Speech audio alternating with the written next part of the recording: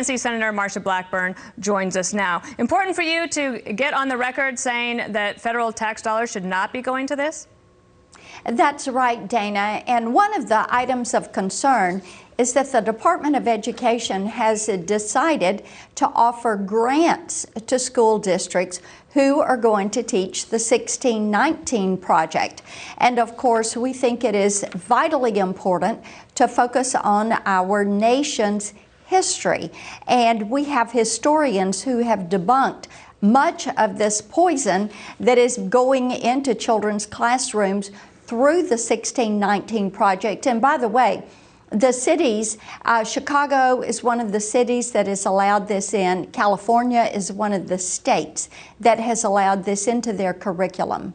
So, and 1619 being that the project basically says that the United States was founded on slavery because of slavery and for slavery, and that 1619 was the actual founding of America, not 1776. And as you said, several Correct. historians have pushed back on that. And it was kind of a fringe issue, but now that it's actually written into Biden administration policy, that feels a little different. And if you remember, of course, I'm sure you do, the Common Core standards were, there was a big backlash against that. It was a bipartisan backlash by parents.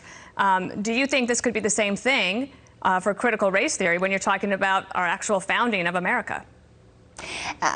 Absolutely, I do. And Dana, when you look at our nation's revolution in 1776, and then you look at what they're saying, you know this is not true. You know that that was not fought in order to preserve slavery. And parents are saying, hey, wait a minute, what are you teaching? This is one of the reasons that so many suburban moms are now saying, we want school choice. We want to be able to decide where our children are going to go to school, what they're going to be taught.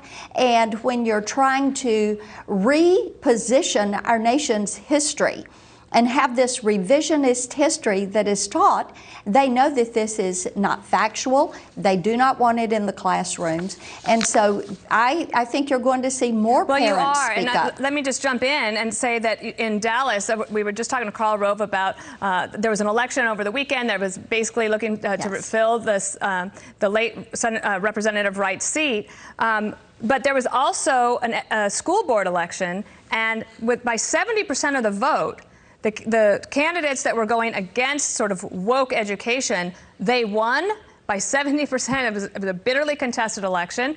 Is that a sign of things to come? I'll give you the last word. It is a sign of things to come, because parents are saying, you are not going to do this in the public education system. We know that there is truth. We know there's right. We know there's wrong. All of this revisionist, woke curriculum, you are not going to do this to our children. All right, Senator Marsha Blackburn, a pleasure to have you on the show on this Monday. Thank you.